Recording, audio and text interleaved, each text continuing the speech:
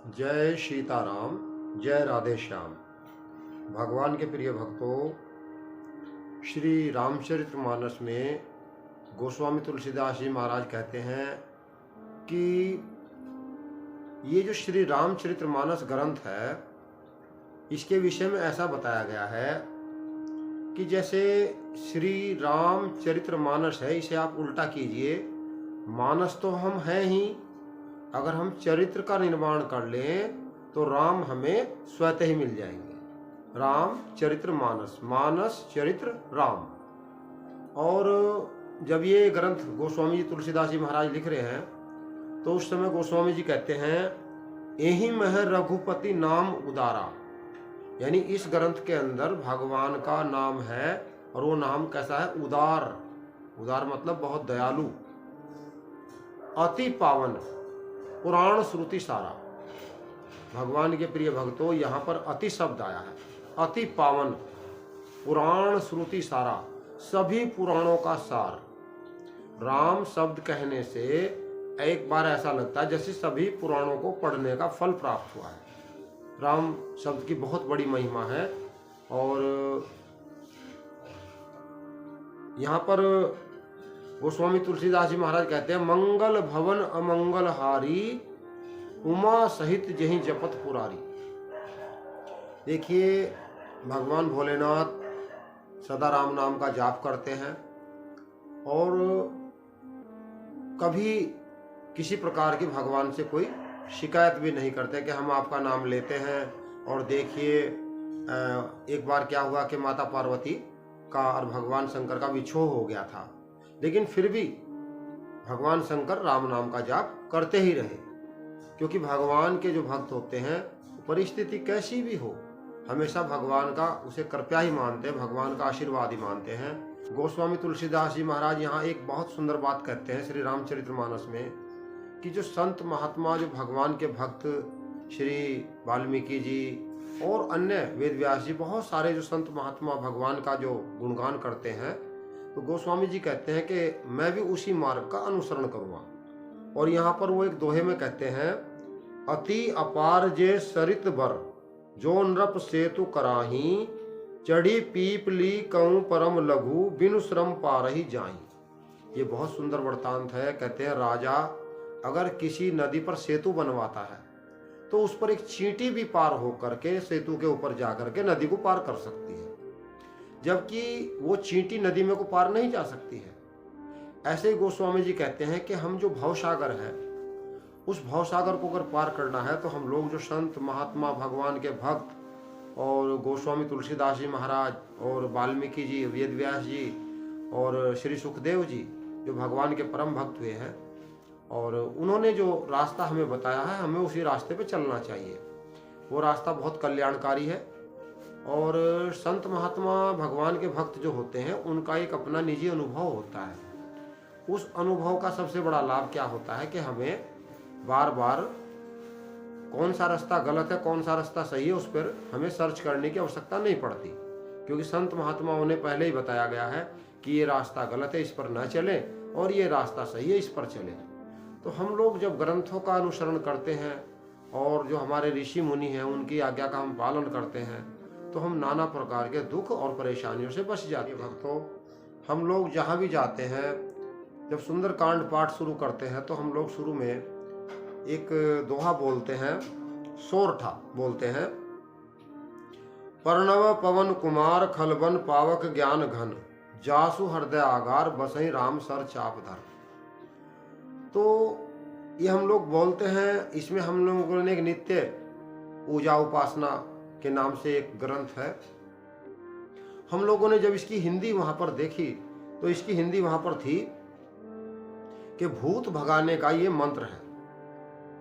और हनुमान जी महाराज के विषय में ये बताया गया है कि भूत पिशाच निकट नहीं आवे, और अष्ट सिद्धि नव निधि के दाता, नासे रोग हरे सब पीरा।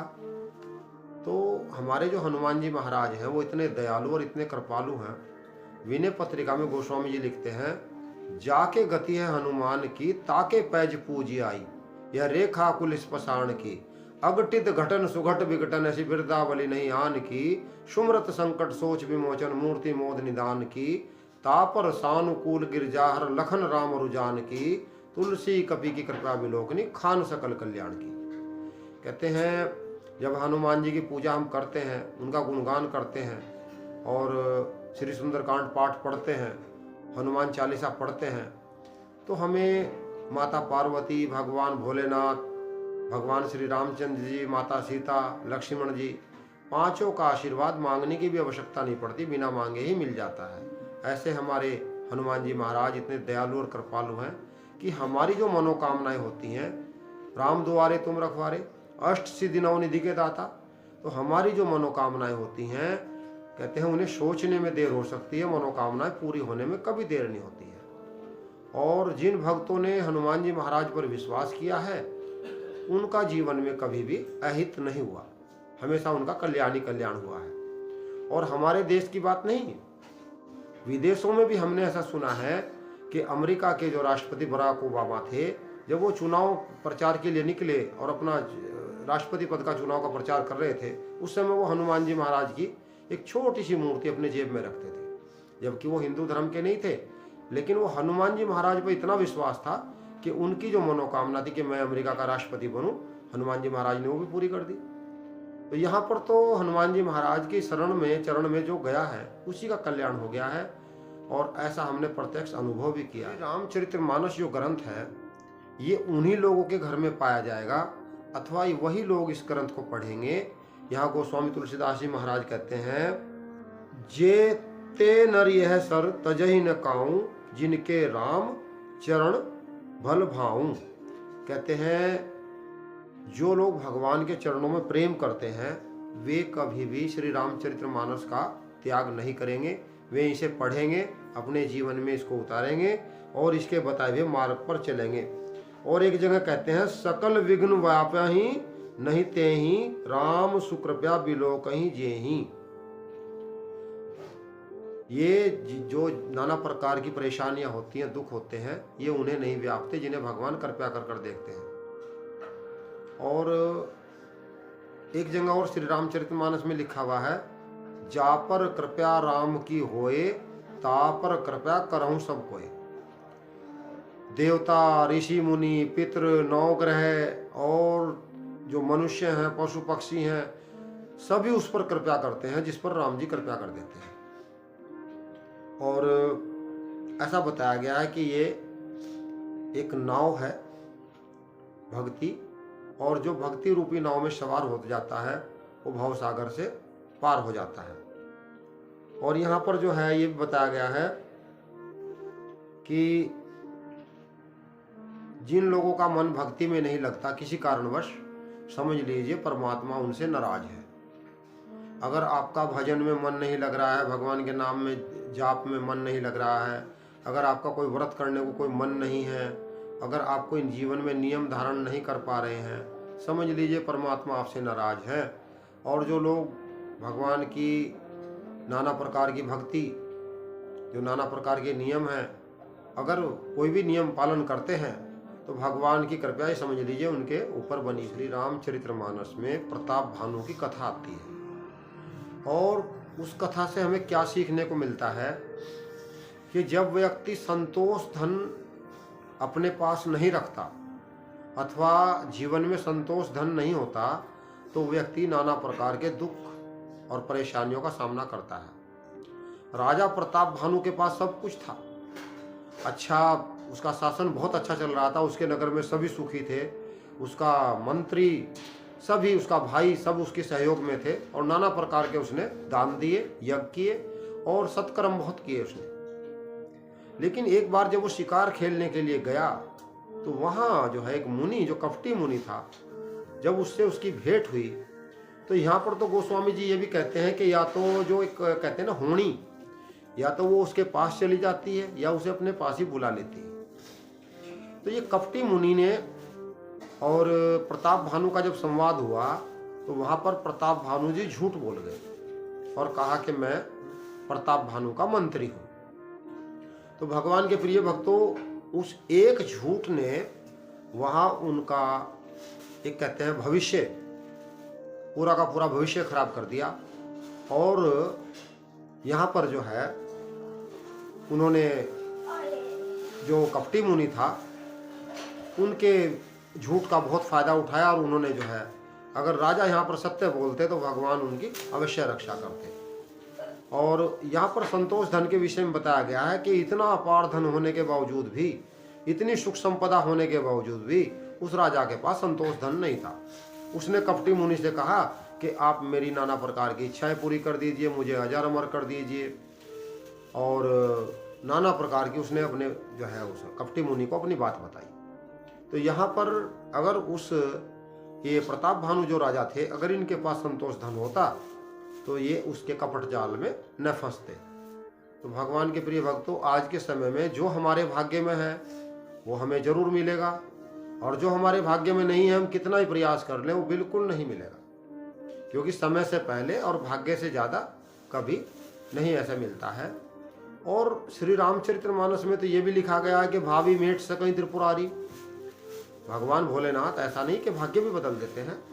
जब कोई उनके चरण शरण में जाता है, उन पर विश्वास करता है, उनके नाम का जाप करता है, और बहुत सरल एक मंत्र है, अगर आप लोग, मंत्र क्या, भगवान का स्तुति है, अगर आप लोग उसको पढ़ें अथवा सुने तो बहुत जल्दी भगवान शंकर आपके ऊपर कृपा करेंगे।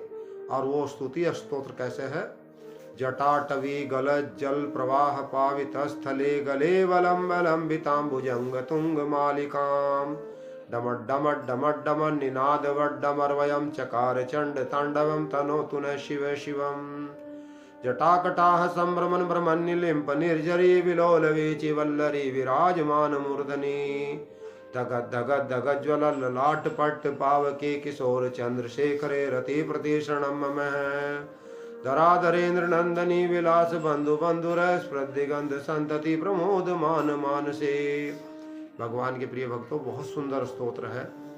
आप लोग जब इसे मोबाइल से सुनेंगे अथवा इसे पढ़ेंगे तो धीरे धीरे आपके जीवन में सुख समृद्धि बढ़ती चली जाएगी। क्योंकि बाद में इसमें भगवान शंकर ने कहा है कि जो इस स्तोत्र को पढ़ते हैं मैं उन पर बहुत कृपा करता हूँ। गोस्वामी तुलसीदास जी महाराज ने श्री रामचरितमानस में एक ऐसी तरकीब बताई है जो जीवन में व्यक्ति को बहुत सुखी कर सकती है। गोस्वामी जी कहते हैं कि जैसे किसी घर के अंदर हम दीपक रखते हैं तो घर से बाहर अगर बिजली ना हो, कोई साधन ना हो, तो घर के बाहर अंधकार रहेगा, और घर के बाहर अगर हम दीपक रखते हैं तो घर के अंदर अंधेरा रहेगा। तो यहाँ गोस्वामी जी कहते हैं कि जैसे घर का जो एक दरवाजा होता है, देहली होती है, अगर वो दीपक हम वहां रख दें तो घर के अंदर भी प्रकाश है और बाहर भी प्रकाश है। तो यहाँ गोस्वामी जी कहते हैं कि हमारा जो मुख है, जो हमारा मुख है, ये एक तरह से शरीर का जो द्वार है, जो शरीर रूपी द्वार है, तो इसे मुख को द्वार बताया गया है। और गोस्वामी जी कहते हैं, राम नाम मणि दीप धरूं जीह देहरी द्वार, और तुलसी भीतर बारेऊं जो चैसी उजियार। अगर हम अपने मुख पर, अपनी जीभा पर के अग्रभाग पर, अपने होठों पर सीताराम सीताराम सीताराम सीताराम सीताराम सीताराम सीताराम सीताराम, अथवा श्री राम जय जय राम, श्री राम जय जय राम, ये मंत्र जो है अगर हम मन ही मन में गुनगुनाते रहें अथवा जोर से कहें तो परमात्मा की असीम कृपा हमारे जीवन में स्वतः ही आनी शुरू हो जाती है। और हमारा स्वास्थ्य भी अच्छा रहता है।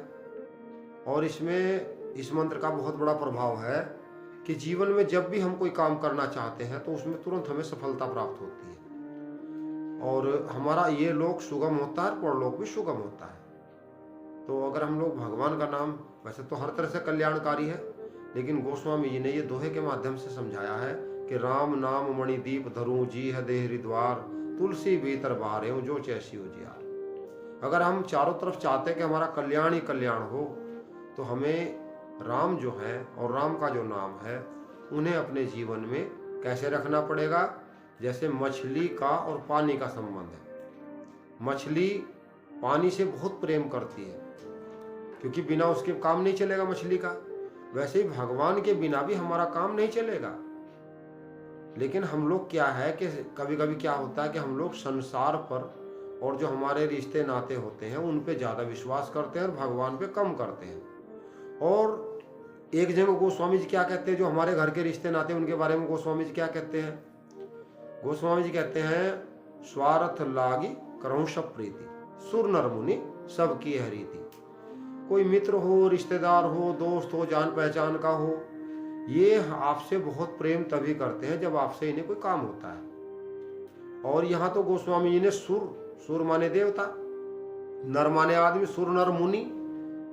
यहाँ पर उमा राम सम जग हित माही, गुरु पितु मातु बंधु प्रभु नाही, सुर नर मुनि सबकी है रीति, स्वार्थ लागी करऊं सब प्रीति। ऐसा हमने बहुत कई बार देखा है जीवन में कि जो लोग आपसे या हमारे से कोई बात भी नहीं करना चाहता, अगर उन्हें कोई काम हो तो वो रात के 11-12 बजे भी हमारे घर आएंगे और हमें कहेंगे कि जी हमें आपकी आवश्यकता है, आप हमारा ये काम कर दीजिए।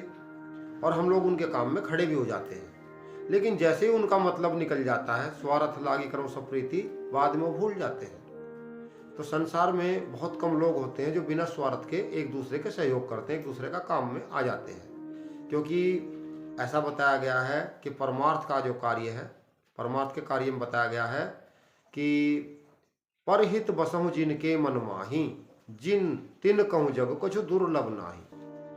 भगवान कहते हैं कि जो दूसरे के कार्य में खड़े हो जाते हैं, दूसरे के दुख में सहयोग कर देते हैं, दूसरे के काम आते हैं और अपने सामर्थ्य अनुसार दूसरे की भलाई करते हैं, कहते हैं मैं उन्हें सब कुछ देता हूँ।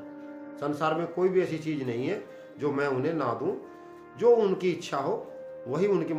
भगवान के प्रिय भक्तों, सभी पूजा पाठ करते हैं, सभी भक्ति करते हैं, अपना अपना स्तर है, कोई ज़्यादा करता है, थोड़ा कोई कम करता है। लेकिन श्री रामचरितमानस में एक चौपाई ऐसी है जो हमें ये सोचने पर मजबूर कर देती है कि हम लोग आखिर किस तरह से हमें पूजा पाठ करनी चाहिए। बाली कहता है, प्रभु जन्म जन्म मुनि जतन कराही, अंत राम कहीं आवत नाही। देखिए हम लोग तो गृहस्थ हैं, लेकिन यहाँ पर मुनि का वत, जो मुनि जो संसार का जो माया मोह छोड़ देते हैं, जो भगवान पर ही आश्रित रहते हैं, भगवान का गुणगान करते हैं, वहां पर शब्द आया मुनि। जन्म जन्म मुनि जतन कराही। अब ये बात जो बाली जी कह रहे हैं वो क्यों कह रहे हैं? क्योंकि हम लोग क्या देखते हैं कि हम लोग बहुत सारे पूजा पाठ करते हैं, बहुत सारे नियम करते हैं और बहुत सारा तप तीर्थ करते हैं, लेकिन हमारे मन में क्या चलता रहता है? इतनी प्रॉपर्टी मेरे पास है, इतनी और होनी चाहिए, अमुक मेरा काम इतना आगे बढ़ रहा है, इतना मैं और आगे बढ़ाऊंगा, और अमुक मेरे पास जो है ये इतना ये नौकरी है और इतनी मेरे पास खेती है, और हमारा जो अमुक रिश्तेदार है वो इस पद पर है। तो हम लोग ये भूल ही जाते हैं कि मात्र हम लोग एक आत्मा है और शरीर जो है वो हमें ऐसे मिला है जैसे कुछ समय के लिए हम बस में बैठते हैं या ट्रेन में बैठते हैं, और जब अपना हमारा कोई जहाँ में जाना होता है, जब वहाँ उतर जाते हैं तो वो ट्रेन फिर भी आगे निकल जाती है, क्योंकि हमें तो जहाँ जाना है वहीं पे हमें उतरना है।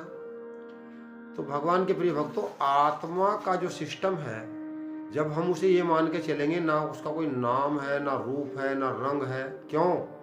ईश्वर अंश जीव अविनाशी और चेतन अमल सहज सुख राशि। ये आत्मा के विषय में ऐसा बताया गया है कि जैसे कोई आदमी मेहमानदारी में चला जाता है, वहाँ 2 महीने रहेगा, 4 महीने रहेगा, तो वहाँ क्या करेगा? वो अपना ऐसा कार्य करता रहेगा जिससे लगे कि भाई रिश्तेदारी फिर भी बनी रहे, रिश्तेदारी में खटास ना आए। लेकिन उसे लगता जरूर है कि भाई यहाँ पर समय जो है 4 महीने का समय है, ये पूरा करने के बाद मुझे वापस अपने घर जाना है, अपना काम देखना है। तो हमारा जो वापस जो घर का मेटल है वो हमारा मूल है वैकुंठ लोक, भगवत धाम। और यहाँ पर क्या है? यहाँ नित्य लीलाएं होती हैं, यहाँ भगवान के हम साथ रहते हैं। और यहाँ संसार में क्या है? छल कपट, झूठ, दंभ, अहंकार और बुढ़ापा और बीमारियां, और यहाँ पर नाना प्रकार के कभी जन्म तो कभी मृत्यु, कभी मान तो कभी अपमान। वहाँ ऐसा नहीं है। तो हम लोग जो पूजा पाठ करते हैं इसका तभी फायदा है जब हम लोग इस बात को मन में बैठा लें कि शरीर एक अलग चीज है, आत्मा एक अलग चीज है। ये आत्मा शरीर का कोई संबंध नहीं है, ये अलग अलग है। ये ऐसे ही है जैसे हम लोग कुछ समय के लिए इसमें विद्यमान हैं, न पहले थे इसमें न बाद में रहेंगे। ये तो हमें परमात्मा ने एक आशीर्वाद स्वरूप दिया है और कहा है, बड़े भाग्य मानुष तन पावा सुर दुर्लभ